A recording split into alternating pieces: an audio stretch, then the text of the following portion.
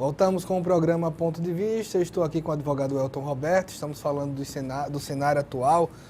Uma das partes mais curiosas desse cenário é você ter o julgamento das contas de campanha de Dilma e Temer e uma chapa que, até onde eu conheço, era una, passa a ser pedido que seja dividido. Isso é possível? Não, mas na verdade é a verdadeira invenção. É você querer separar a molécula da água. H2O, você começa a isso aqui é água, mas as duas moléculas de hidrogênio, elas vão ser para ser divididas para dar oxigênio. Isso não existe, né? Isso foi uma invenção que o ministro Gilmar Mendes, mais uma vez, por ser um ministro político e por ter um lado, ou seja, o seu partido, que infelizmente ele não deveria ter, mas ele tem, né? Dá a ideia de que vai salvar o Temer, porque é aquela história. Veja, a chapa é uma só. Se caça a chapa, caça os dois. Ponto. Então, não se vai... E se vê aquela história, não, mas o momento econômico ou político não permite. Como? Juridicamente tem nada a ver uma coisa com a outra. Né? Não se transforma certo em errado e errado em certo, porque o momento político ou econômico não é favorável, ou não é desfavorável. Se é para caçar a chapa, caça a chapa e ponto. Acabou. Isso a gente tem que entender que... Eu sempre digo aos meus alunos na Universidade Federal que a ciência do direito ela não permite nós tergiversarmos do ponto de vista a dizer que agora é ciência e agora não é mais ciência. Né? Então você não pode dizer, não, o momento político não me é interessante, então eu não vou caçar o Temer. Ainda que eu reconheça que as suas contas estejam equivocadas. Mas qual é a consequência disso? Se a consequência for cassação, tem que caçar. E nós temos que ter maturidade. O que está faltando para o brasileiro é maturidade para enfrentar os problemas. Está parecendo aquela história, você tem um problema, mas eu não quero enfrentar porque eu acho que esse problema vai me dar muito problema. Sim, mas você tem que enfrentar o problema. É assim que você vai criar maturidade. Tanto maturidade do ponto de vista político, do ponto de vista democrático, do ponto de vista de cidadania. É aí que eu começo, por exemplo, a questionar, as pessoas estão começando a questionar o Poder Judiciário a partir do momento que você tem a indicação para a Suprema Corte do Presidente da República. O Poder Judiciário ninguém questionava. Quem questionou, por exemplo, o Fernando Collor ter indicado o primo dele para ser ministro do Supremo quando ele era presidente? Quem questionou? Ninguém questionou. Você imagina a Dilma indicando a prima dela para ser presidente? Como é que seria a confusão nesse país? Ou o Lula indicando o sobrinho dele, alguém, sei lá, quem quer que seja da família dele. Mas, veja como as coisas eram antes e hoje você tem um questionamento. Ainda bem que temos, ou seja, é uma evolução questionar o Poder Judiciário também. Não é? A forma de ascensão à Suprema Corte. Uma corte que, infelizmente, virou uma corte política, eminentemente política. Ela, lógico, ela tem um processo jurídico-político de escolha. Mas ela virou uma corte política, eminentemente política. Então você tem, por exemplo, o Alexandre de Moraes, que hoje é ministro por força de ter sido o ministro da Justiça do Temer. E ter um compromisso eleitoral com um partido. Vai dizer que ele vai deixar de ser tucano ou PSDBista do dia para a noite, só porque ele se desfiliou do partido? Oh, aí é muita ingenuidade. É querer, na verdade, achar que, por exemplo, porque eu amanhã ou depois me desfilio do Partido dos Trabalhadores, eu não vou ter um pensamento ideológico do Partido dos Trabalhadores. Isso não existe. Isso aí é a gente dizer, olha, você é palmeirense, a partir de agora você não pode dizer que é do Palmeiras. Aí você vai apitar um jogo, Palmeiras, você vai torcer para quem? Nós somos seres humanos e na nossa humanidade nós temos preferências. Veja, eu não estou dizendo que isso o transforma o ministro em uma pessoa má, transforma o ministro numa pessoa injusta. Ele poderá ser injusto se ele utilizar as suas preferências ideológicas. Isso pode acontecer. O que pressiona nesse período também de escolha é que, exemplo, em países considerados, pelo menos taxados ou autotaxados, de desenvolvidos, não se permitiria que alguém que tem uma acusação de plágio nunca. Até porque fosse escolhido ministro. Só, eu quando terminei meu pós-doutorado na Itália, a Itália ela passou por tudo isso que nós estamos passando agora. Ela passou isso nos anos 90, ela passou por tudo isso. Mãos limpas. Mãos limpas. E aí, olha só o que deu para a Itália mão limpa. Deu Berlusconi. Berlusconi, que é um escroque da pior espécie. Não né? vai ser muito diferente no Brasil. Pois é, da pior espécie. Trouxe o Berlusconi, que o Berlusconi quase conseguiu acabar com o sistema judiciário italiano. Quase. Só não acabou porque o sistema judiciário italiano ele é muito forte, ele vem de bases muito sólidas, porque senão ele teria conseguido acabar com o sistema judiciário italiano. Né? Aí você tem um Berlusconi populista até onde ele pôde ser, né? Aí com todo o poder midiático na mão, levando a população a não questionar, não só questionar, mas a duvidar da competência do Poder Judiciário. Né? Porque uma coisa é nós questionarmos, outra coisa é nós duvidarmos de que o Poder Judiciário é um poder que precisa ser respeitado. Em momento algum, você vai me ver dizendo que eu não preciso respeitar os poderes. Ao contrário, eu acho que a gente precisa respeitar o Poder Executivo, o Legislativo, inclusive fortalecer os três poderes. Né? Por que fortalecer? Porque só uma instituição forte, séria. Há pessoas sérias no Legislativo? Lógico que há. Infelizmente virou exceção, mas há. Né? É com essas poucas pessoas que nós achamos ainda que depositamos um pote de esperança nelas para que elas consigam transformar esse poder em um poder respeitável do ponto de vista institucional. Há gestores sérios no Poder Executivo? Há. Né? Há juízes sérios e no Poder Judiciário pode dizer, nesse sim, são a grande maioria. Nós temos poucos juízes que não são sérios. E isso é de se preservar, mas a gente precisa discutir e questionar o Poder Judiciário para que ele possa melhorar sempre. Então não estou dizendo desrespeitá-lo. Por exemplo, essa questão que eu falei do Alexandre de Moraes não é desrespeitando o ministro. É questionando a forma como ele ascendeu à corte. Da mesma forma que eu questionei a forma como o Toffoli ascendeu à corte. Da mesma forma que eu questionei quando o primo do Collor ascendeu à corte. Ainda que nós saibamos hoje que o Marco Aurélio tem uma competência excepcional, mas a forma dele ascender à corte pelo primo dele é uma coisa que nós precisamos questionar, ou não? Para mim é crucial termos essa pauta em mente. Então as pessoas começaram a questionar o Poder Judiciário a partir do quê? A partir da sua democratização. Mas não há no Brasil, de uma certa maneira, uma condenação seletiva? Sim. Por quê? Porque, infelizmente, nós estamos vivendo uma época onde há muita hipocrisia do ponto de vista das nossas relações. Né? Quando se colocou, por exemplo, somos contra a corrupção, eu sempre digo isso, que isso foi a maior balela, a maior falácia, o maior besterol que as pessoas embarcaram. Porque, veja, você que está em casa, quem está aqui no estúdio, na sala de aula, se eu fizer uma pergunta simples, quem é a favor da corrupção? Ninguém levanta a mão, nem o corrupto.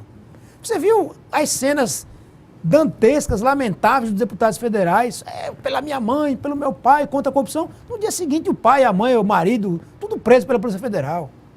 Ou seja, a hipocrisia, assim, deslavada. E nós somos hipócritas do ponto de vista da nossa relação diária, cotidiana. Ou será que nós vamos ter alguém 100% honesto nesse país? Não existe isso. Você falou que isso daí exigiria uma mudança também numa reforma política. Mas existe uma frase histórica, clássica, do Churchill, falando que a democracia, os modelos como está, o capitalismo, quando se pensa, seria o menos pior, o pior fora todos. Quando a gente pensa na reforma política, sempre vem uma discussão, é distrital, deixa disso. Existe um modelo melhor do que o que a gente tem? Veja, a gente precisa também entender o seguinte, às vezes essa ideia de que o novo é melhor do que o velho é uma coisa equivocada, né? Porque todo mundo quer se repaginar e se vender como novo.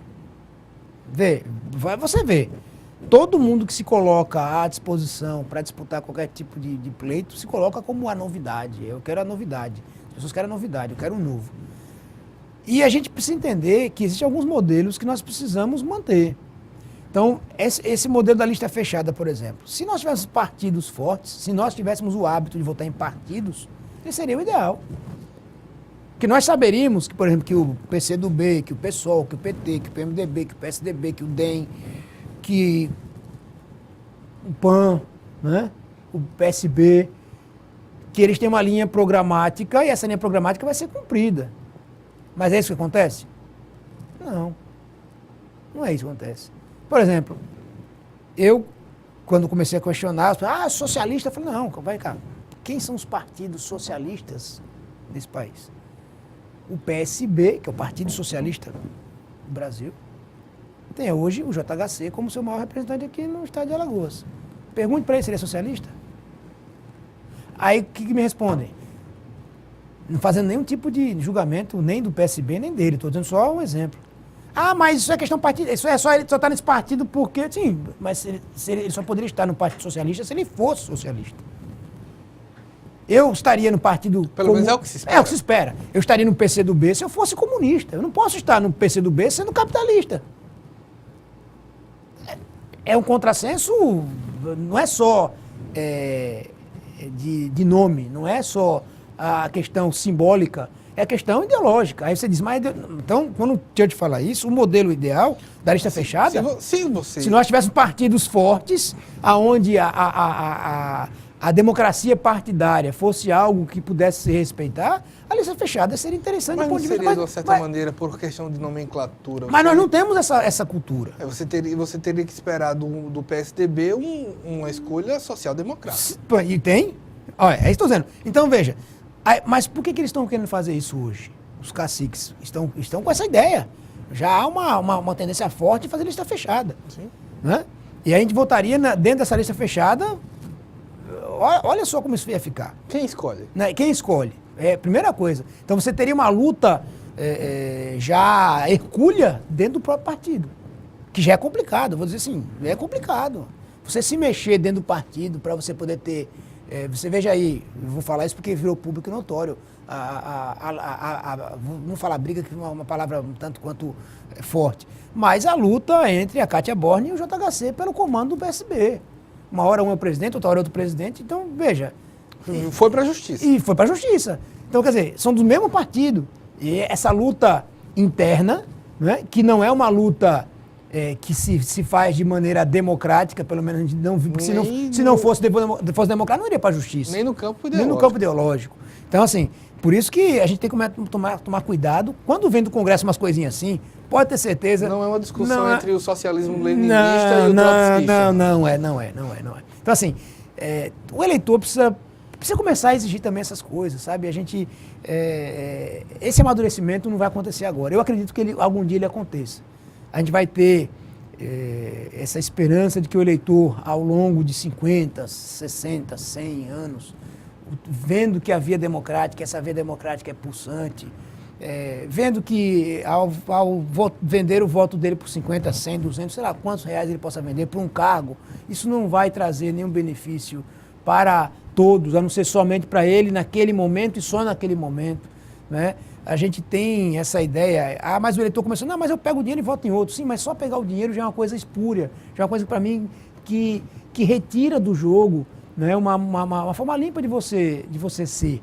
Então, quem inventou essa ideia de compra de votos, quando fez para garantir a sua eleição e acabou melando todo o processo eleitoral. Por quê? Porque ele viciou. É como se estivesse jogando cartas com cartas viciadas. Ao mesmo tempo, ele mostra que não tem compromisso nenhum. Ele comprou. Sim, então ele acaba mostrando, até porque, por exemplo, e ele começa a ver, já disse isso para alguns parlamentares que eu tenho um relacionamento mais estreito, disse, olha, isso vai ficar tão caro, mas tão absurdamente caro, que vocês vão começar a perceber que não vale mais a pena. Porque, por exemplo, veja, a gente vê pessoas gastando 3, 4, 5 milhões de reais numa eleição para deputado estadual ou para vereador. Aí eu pergunto, o valor que você retira desse mandato chega a essa monta? Não chega. Qual é a saída? Corrupção. Não tem outra saída. Ou você vai a cada 4 anos ou a cada 2 anos, porque esse pessoal se mete em eleição a cada 2 anos, vai tirar do seu bolso 3 ou 4 milhões. Quem é você, então?